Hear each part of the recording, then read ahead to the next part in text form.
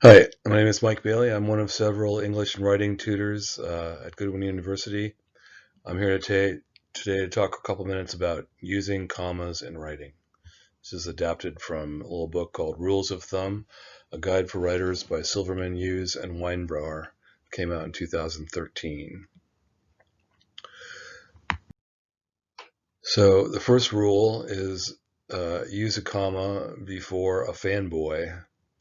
Fanboys are 7 commonly used conjunctions, little joining words that come in between two complete thoughts, um, require a comma in front of them. So um, if you have an independent clause or two simple sentences that need to be joined, uh, the comma is going to come in front of the conjunction.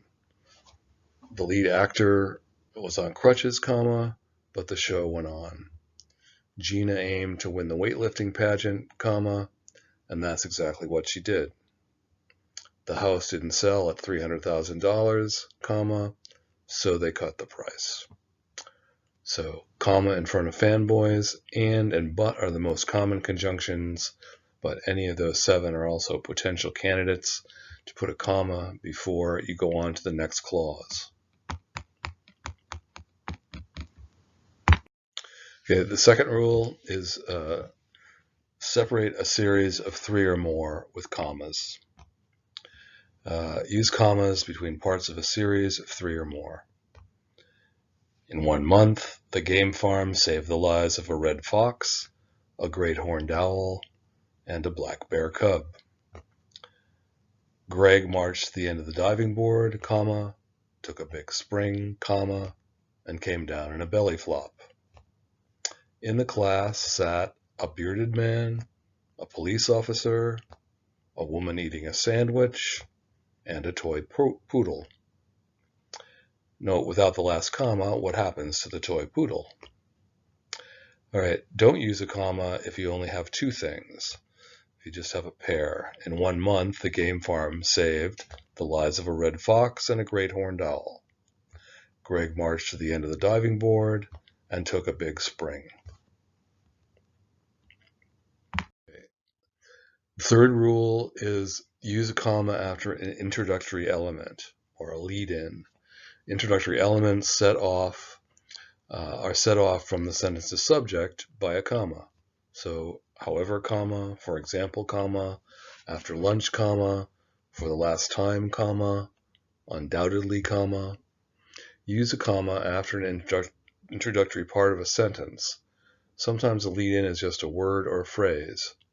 However, comma, the truth finally came up. For example, comma, you can learn how to fix a leaky faucet.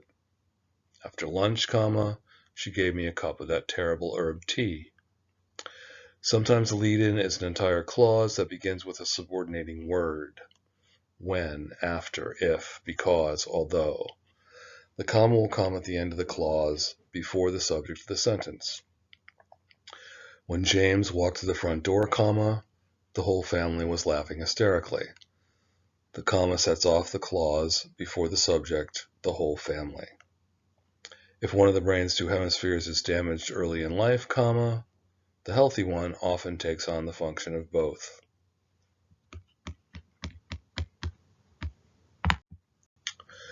Okay, number 4. So the fourth rule is add commas around an insertion. If you have something to insert in between a sentence, surround the insertion or interruption with a pair of commas. Both commas are necessary. The truth, however, finally came out. Mary Cassatt, an American, lived and painted in Paris. My cousin, comma, who thinks she is always right, comma, was dead wrong. Peanuts, comma, on the other hand, comma, contain a beneficial fat. The fifth and last rule is to set up a quote with a comma. So introduce the quote with the speaker says, or the experts insist, or the student claims. Use a comma after the verb said, replied, wrote, etc. before the beginning of the quotation. So Socrates said, comma, quote, know thyself. Scientists reported, comma, the vaccine is 95% effective. A comma, if needed, goes inside quotation marks after a title. So in The Raven, comma, quote, by Edgar Allan Poe, comma, the bird gradually takes on more and more meaning. Closing note, the authors of Rules of Thumb, the text these examples came from, caution, more errors come from having too many commas than from having too few. So the following sentence, although long, you might want to pause, but it requires no commas. No one at the paint factory could have guessed that the boss would one day be a famous writer. There are any number of conventional commas used, for example, to set off dates or between a city and a state. So the hospital was in Oshkosh, Wisconsin, near Omro. I was born on August 15th, 1994, at 7 in the morning. So visit us online or make an appointment. Again, my name is Mike Bailey. You can email me at mbailey@goodwin.edu. All the tutors are listed at the Goodwin Meet the Tutors page, and the address appears on the screen. Thanks for listening.